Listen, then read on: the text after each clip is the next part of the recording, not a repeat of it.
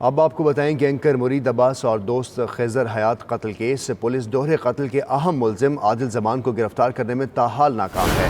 मुलजिम आदिल जमान की गिरफ्तारी के लिए बालाकोट जाने वाली टीम भी खाली हाथ वापस लौट गई है। ताहा उबैदी हमारे साथ मौजूद हैं, उनसे तफसीलात लेते हैं। ताहा, बताइएगा, मुलजिम आदिल जमान को अभी तक गिरफ्तार नहीं किया जा सका है, पुलिस क्या कहती है इस पर?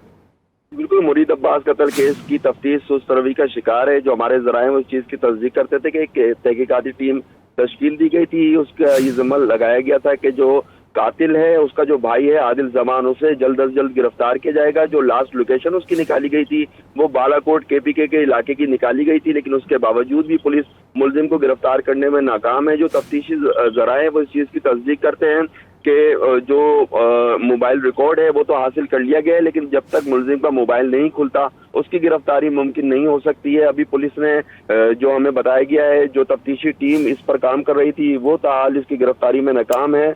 अभी जो काम है तफ्तीशी वो इस चीज का दावा करते हैं कि जो आतिफ जमान है उसका जो भाई आदिल जमान है उसे जल्द गिरफ्तार कर लिया जाएगा, क्योंकि कत्ल के आदिल जमान को ताहाल गिरफ्तार नहीं किया जा सका। ताहा उबैदी, इस मुतल्लिक आपने अपडेट किया, आपका शुक्रिया।